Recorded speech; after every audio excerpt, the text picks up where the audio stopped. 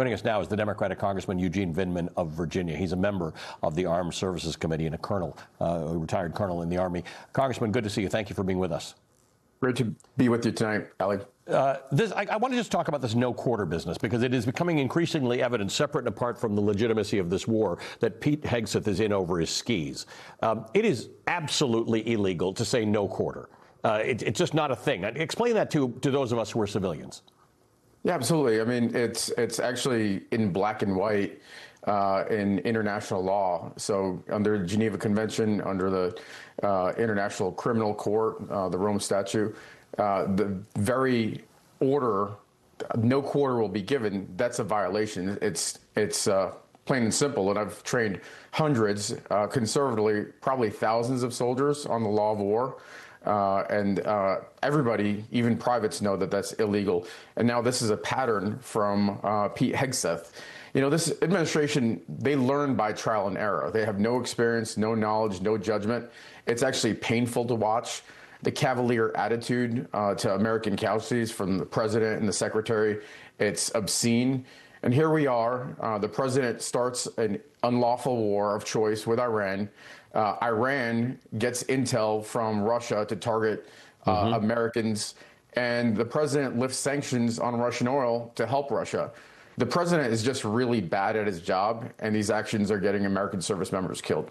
Let's talk about that last point. Russia, because it's been sanctioned for so long, since the beginning of the invasion in Ukraine in 2013 and then subsequently, gets most of its foreign currency from the sale of oil. That is its most valuable thing that it can sell the world. And America had met with some degree of success in trying to limit that.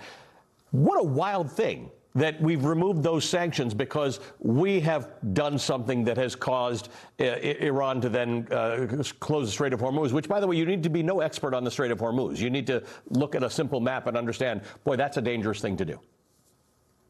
Absolutely. Look, these things are very foreseeable. There's a reason why Democratic and Republican administrations over the course of decades have decided not to engage in a conflict with Iran. 20% of oil transits the Strait of Hormuz. We have a number of bases in the region. We have a number of allies. And all of the calculations have been that it's not worth the massive disruption, the potential cost and life. I mean, this regime, despite what the administration is saying, is not on the verge of folding. I mean, I've seen no indication of that. In fact, the president and this administration have gone to war with Iran based purely on hope that American air power is sufficient to bring the Iranians to their knees, and hope that the Iranian people rise up. And I'll tell you, in the last 2 weeks or so, the prospects of the Iranian people rising up against the regime have faded, not grown. Yeah. Yeah, and by the way, attacking a refinery in Tehran, I mean, there are a lot of people in Iran who very validly hate their regime and would like to see it overthrown. But when they're getting killed, and you know, this doesn't help you win hearts and minds.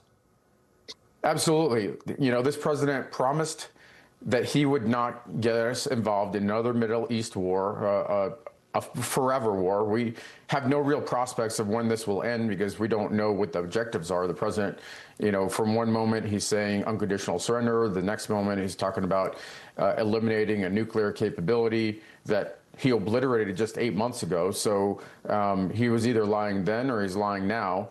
And all at the same time that, you know, costs are skyrocketing for Americans. That he got elected because he claimed he was going to lower costs. Instead, he is doing everything he can to skyrocket costs. It's obscene, and the cost in American blood and treasure is real. I saw that at Dover last weekend when I was at the transfer of American dead, literally feet behind the president, watching the coffins roll by and wondering to myself, when will this end? Yeah. Congressman, thanks again for your expertise as always. We appreciate it. Congressman Eugene Vindman, former colonel in the United States Army. All right.